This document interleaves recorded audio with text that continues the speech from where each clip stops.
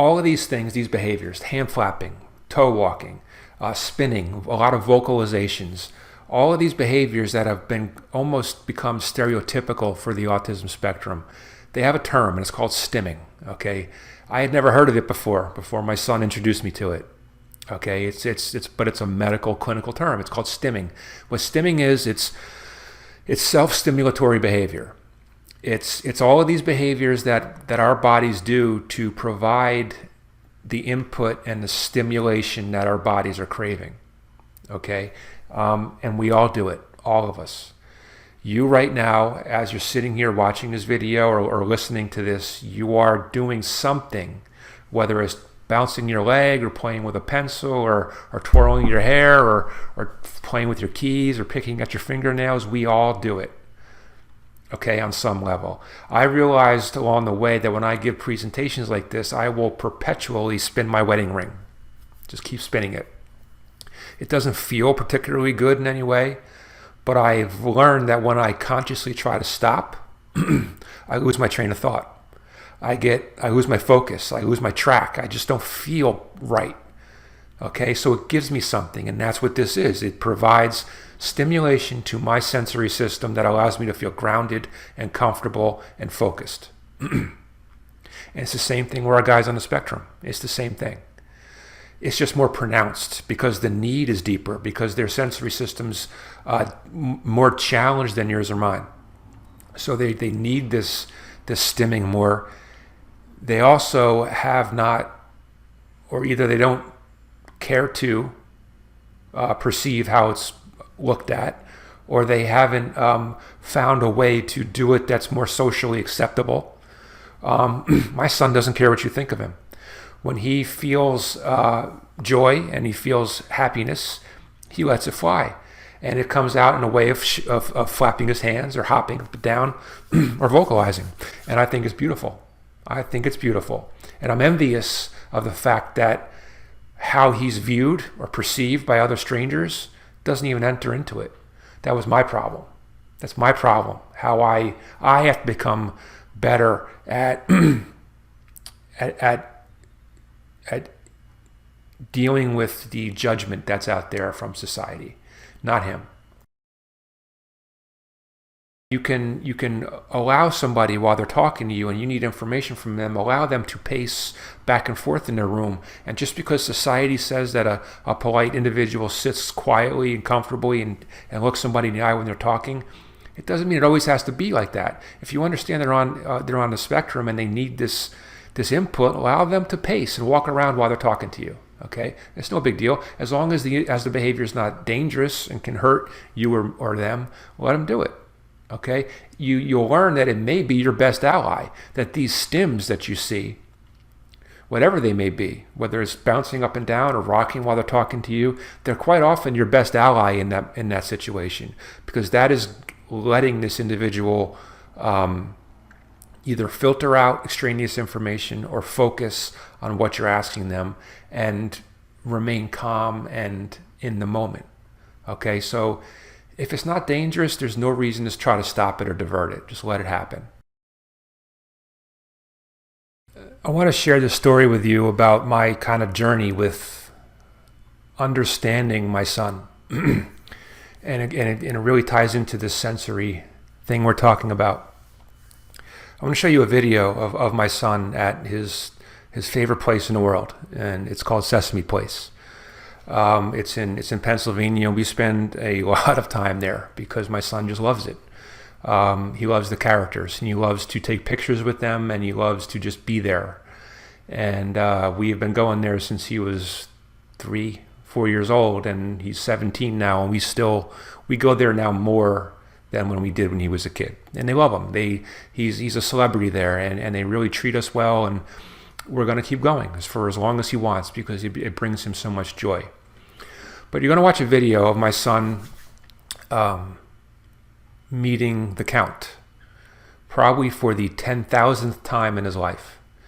And the cool thing about autism, and my son specifically, is every time he sees these characters, the joy he feels and the excitement he feels and the awe that he feels is the same or even more than the first time he saw them. It's the most unbelievable thing that he can relive the joy of meeting these characters over and over and over again for years and years and years, and he still feels the same joy he did when he was a child. So this is about a year ago, and it was a summer day, and Count was coming out of the back area on his float. And my son knows the schedule. He knows this better than the employees do. He knows when Count's coming, and he's ready there, right at the gate, ready to welcome him. And you're going to see him hopping and flapping and vocalizing. And I want you to just take away a couple things. The first is just the pure joy that's coming out of him and how beautiful it is.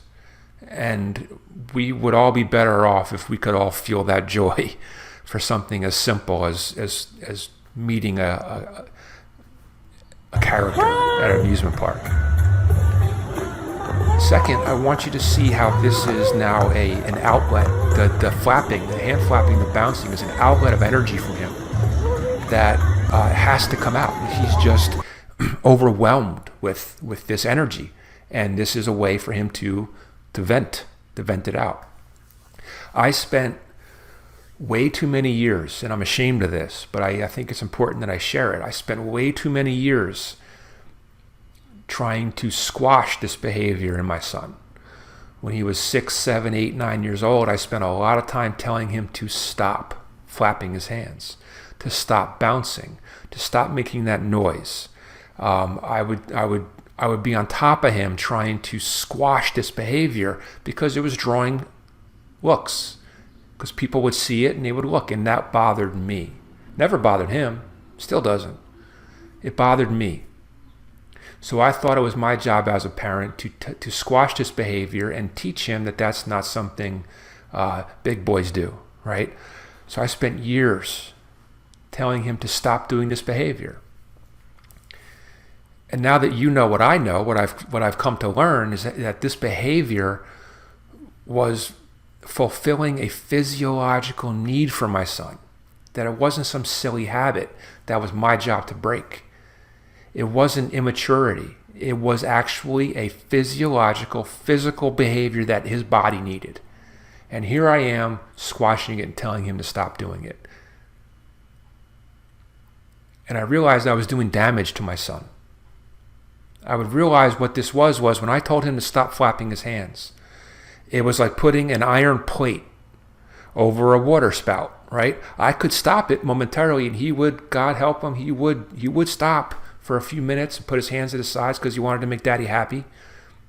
And I could squash it for a few minutes, but just like that water spout with the iron plate, the energy would find some way around. He couldn't contain it. And usually when that energy can't find a different outlet, it would be in the form of anger or just a crying meltdown. And it became clear that when this energy escaped and when it came out in a form that was much more troubling and problematic than the initial hand flapping. And what would happen is we would have these great days at the amusement park, and he'd be having a great time, and then on the way home, just out of nowhere, have a fit of anger or have a crying episode where this energy that he was trying so hard to make Daddy happy and pent up had to escape, and it would come out in a form of anger or sadness. And when I realized that everything we just talked about with the sensory system and how this was really a need for my son, and I stopped trying to shoehorn him into my vision of how a little kid acts, and I let him be himself, and I respected what that behavior was and what it gives to him.